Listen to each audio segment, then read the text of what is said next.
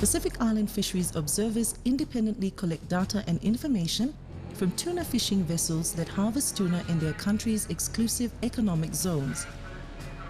They monitor the fishing vessel's activity and catch.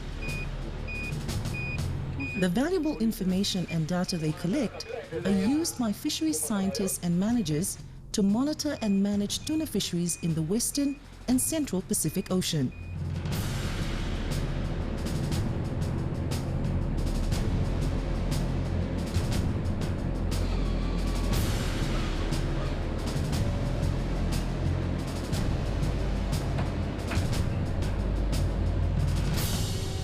Fisheries observers can spend up to a month, sometimes more, on board a tuna boat on a single trip. Tuna provides a vital source of food, employment, recreation, trade, and economic well-being for Pacific Island people. For some Pacific Island nations, the tuna resources within their 200-mile exclusive economic zones represent their only significant renewable resource and their best opportunity for economic development. More than half of the global tuna catch comes from the Western and Central Pacific Ocean. In 2007, the total value of the catch from this area was $3.8 billion US, and it continues to rise. 3/4 of the catch is from the purseine fishery, which provides tuna for canning in regional and Southeastern Asian canneries. The purseine fishery targets skipjack tuna, but also records significant catches of juvenile yellowfin and big-eye tuna. There are nearly 300 super purseines and thousands of longliners that fish in Pacific Island exclusive economic zones. For the past decade, the Secretariat of the Pacific Community, or SPC, together with the Pacific Islands Forum Fisheries Agency, or FFA, have been responsible for the training of Pacific Island fisheries observers in SPC and FFA member countries. Papua New Guinea runs one of the largest observer programs in the Pacific Islands, with around 200 national observers employed under contract with its National Fisheries Authority. Driving factor that is causing us to be able to focus a bit more in training in recent times is the fact that the Tuna Commission has come up with a 100% observer coverage, a compulsory 100% observer coverage on all purseines, and eventually might extend to longliners as well. So that has prompted us to focus a bit more on training. So that is why we established the training program in KVN, the National Fisheries College, to train over a period of time observers that would be able to fulfill the 100% coverage level on an annual basis. Other countries, like the Federated States of Micronesia, Kiribati, Marshall Islands, Nauru, Solomon Islands, and Tuvalu run their own national programs. On the other hand, countries like Fiji, New Caledonia, French Polynesia, Samoa, Tonga, Niue, Tokelau, and Cook Islands have small national observer programs to monitor their tuna longline fleets. FFA, based in Honiara, Solomon Islands, administers the 2 sub-regional observer programs for FFA member countries. Our story begins in Papua New Guinea's national capital, Port Moresby. The coordination of all observer placements and observer administration takes place here at the office of the National Fisheries Authority. 2 fisheries observers have just returned from a long trip to sea. They are going through a debriefing process where the data and information they collected are checked, verified, and corrected. Debriefing is an important process that helps guarantee the quality of the data that observers collect. Debriefings address any queries the observers have and any critical incidents they may have encountered during their trip at sea. Observers go out to sea, come back, they need to be debriefed by senior observers or experienced observers. So the first and foremost is to guide them in terms of whatever they have learned from the classroom, and to be able to see where the gaps are, the weaknesses are, so that it gives the observer opportunity to correct themselves in terms of data that they collect. We have debriefers in ports, in those 6 ports throughout the country, where when we get observers coming through, they subject to these debriefing processes so that we can be able to, in the first instance, can be able to get information in relation to compliance issues. If there are any reports of non-compliance, that is reported in the first instance and passed over for follow-up investigations or enforcement actions to follow, or other issues that may be in terms of data quality and other information that is relevant to correct the observers at that point. At the same time, several observers are preparing to be deployed at sea. Observer Iamo Airi is one of them. His trip has been organized with Frebel PNG Limited, which is part of the Philippine Frebel Group. Frebel PNG has both a processing factory and a sea fishing base in the port of Lae. The fleet operates in the PNG fishing zone outside the 12-mile zone. Lae is the second largest city in Papua New Guinea and is located an hour's flight to the north of Port Moresby.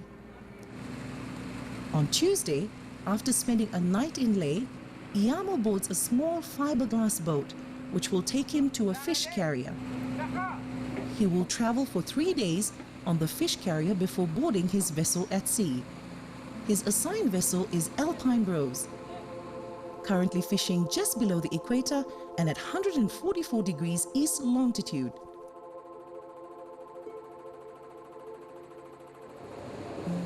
On his way to Alpine Rose, his vessel collects fish from other purseaners for Frebel. Loins, sashimi, and canned tuna are sold in the local PNG market and in Europe. Iamo is no stranger to observer work. I joined the Fisheries Observer Program in August 1998 up until today as we speak. I'm also a debriefer and a senior observer. Well, apart from the domestic foreign-owned, I also observed the American purseaners, the Taiwanese purseaners, the Korean and the Japanese purseaners who have just formed an association and been fishing in the Pacific. Language has always been a barrier between the observers and the vessel operators on which flag vessel you're on. So the only way you can approach this problem is first settle in and assess the situation and come up with a sort of a system on how you can communicate with the vessel operators, especially the captain or the radio operator or the navigator on board. If someone speaks at least a little bit of English, then that would be your point of contact for the duration of the trip and for collecting your data. Iamo boarded Alpine Rose on Friday morning around 1100 hours. Right here.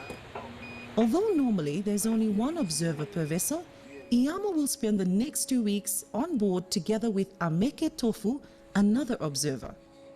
Ameke has been working as an observer for just over a year. I'm a PNG NFA observer based in Lae now. I've been taking a patient trip for 1.5 years now. My job is to monitor the fishing vessel, the whole operation of the trip, the compliance, the MAPOL regulation, all this I will monitor all these things. This vessel I've been on for 11 days only now. Instruction from the office, I will stay for 40 days and then the new one will replace me. Iamo does not waste any time and gets straight to work. The first set is carried out on Friday afternoon at 1500 hours. It is an unsuccessful set on a free school of tuna. The entire school escapes. It takes almost 3 hours to deploy the net and gear and then bring it back on board and get it stacked and ready for the next set. Free school is, it is easy for me to set my net because you see the fish visually. You see the fish visually, you see the movement, and it is easy for me. And one thing is, the size of fish is very big, not compared to Payao. My equipment is very effective, especially the sonar, birds radar, and all the equipment I have is very important for me for fishing. An observer keeps a record of the vessel's daily activity. He or she also records any sightings of other vessels in the vicinity. The next day, the crew are up early, as is the observer. It is just after 6 in the morning on Saturday. This is where we are right now. The observer records his first position for the day. A free school of tuna is investigated. The captain decides to let go of the net skiff and the set begins. The vessel lays out its net to encircle the school. It takes 8 minutes to deploy the entire net. A helicopter and speedboat are used to assist in keeping the school inside the net while the bottom of the net is closing. At this stage, the captain and crew try to close the bottom of the net as quickly as they can. The school can either dive underneath the net or escape under the vessel. Pursing of the bottom cables usually begins when the cable is released from the net skiff, allowing the winch to purse both bottom ends of the net. It takes 30 to 35 minutes for the bottom of the net to draw closed before the rings appear at the surface. The net is now closed and the school of tuna is trapped inside. It takes an hour and 20 minutes to bring the 1,300-meter net back onto the stern using the hydraulic power block and to systematically stack it so it is ready for the next set. The next stage is sacking, a process that requires enormous care. The heavy sack webbing is slowly, evenly hauled to bring the catch up from the net, which reaches a depth of 200 meters. It takes about an hour to carry out the sacking process, depending on how much fish is in the sack. At the end of the sacking process, the catch is exposed. It is time to brail the fish from the sack into the vessel hatch and the fish well below on the wet deck. The brailing process begins when the first brail is brought on board. The observer keeps account of the total number of brails that come on board. He also estimates the fullness of each brail. He randomly collects 5 fish from each brail and is careful not to select a fish due to its size or because it's easier to handle. The sampling protocol calls for sampling to be spread throughout the entire brailing process to get a sound representation of the total catch. 17 brails have come on board. Their fullness ranged from a quarter full to completely full. The last brail brought on board marks the end of brailing process. The observer also estimates the amount of fish left in the sack that is later brought on board. At the end of brailing, the observer tallies all the brails that come on board and calculates the total number of full brails. The capacity of a full brail is estimated to be 6 metric tons. The observer estimates the set's total at 98 metric tons. A purseiner can deploy its net up to 4 times a day between early morning and late in the afternoon when fishing on free schools of tuna. Another set is made on a free school, but it is unsuccessful. Other purseine vessels may make at least 1 set a day, usually early in the morning, if they fish on fish aggregating devices or floating objects. Fish aggregating devices are man-made objects either anchored to the ocean floor or drifting on its surface. Tuna are known to associate with floating objects. On Sunday, they make another set on a free school that looks quite big, but all of the fish escape between the tow line and the catcher. The second set of the day is made on a free school. Again, most of the fish escape. Around 2 tons of skipjack are retained. So the main thing for you to know is four or five things you need to... The observer keeps a lookout for tag tuna, which are often found by crew and fishermen. The observer also collects otoliths, or ear bones, from tuna while they are out at sea. Okay? And then it's important that you fill up all the form. So giving us the tag like this without any information is not, at the end of the day, it's not very useful to us. On Monday, several schools of tuna are investigated, but conditions are not right to deploy the net. The whole day is spent searching for free schools and floating objects. Living on board a fishing vessel can be challenging. An observer must adjust to the conditions on board. Observers are given a place on board and often live together with the crew and eat the same food as everyone else on board. Cooking the breakfast morning 6 o'clock, 11 o'clock lunch, afternoon 5 o'clock. Sometimes we're cooking beef, steak, soup, another plenty cooking the style of Italian style cooking. I've been working for Travel for almost 3 years now. It's more meaningful, more strange, and more adventure events here, unlike in the land. So here I enjoy it.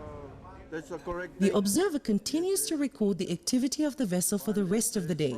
Fishing, yeah. He communicates with officers on board to collect all the information required to complete his data form. Okay, it's all done. On Tuesday, the observer and the crew are up before sunrise. A school of tuna is sighted. After consulting with the captain, we find that the school of tuna is associated with an anchored fish aggregating device. The captain ordered his towboats to perform spraying and towing before he lets go of the net skiff to deploy the net. It is a successful set with 60 metric tons of tuna brailed on board. The observer also collects other information such as biological samples of fish stomach, muscle tissue, and liver. The stomach samples have to go through a fairly comprehensive process of sorting, identifying, weighing, and recording of each species in the stomach content. The data are then transferred to a computer database. It is Wednesday, and the captain and crew need 130 tons of tuna to fill the vessel's fish wells before heading back to port to unload. Since we boarded the vessel 6 days ago, it has caught over 300 tons of tuna. The vessel's total fish storage capacity is 650 tons. 4 more sets are made, all unsuccessful. All 4 are made on free schools that are feeding on small bait fish or swimming unassociated.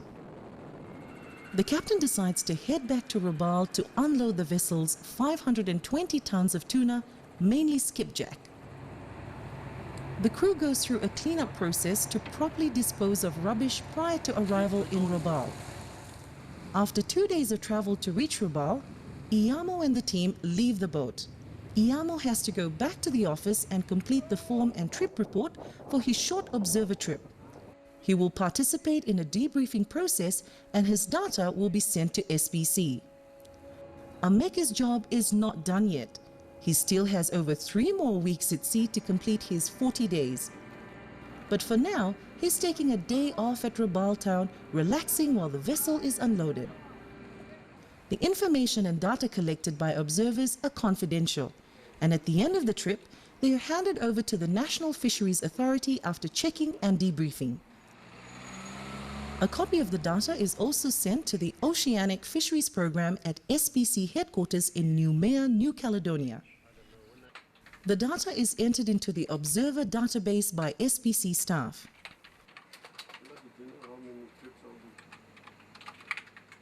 Data and information collected by observers are used and translated into valuable scientific information, summaries, findings, and reports by many scientists from SPC and around the world.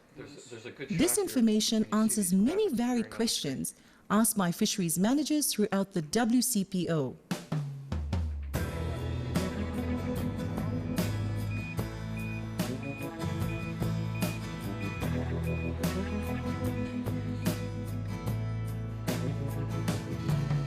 Observers will continue to play a key role as the eyes and ears of fisheries and nations.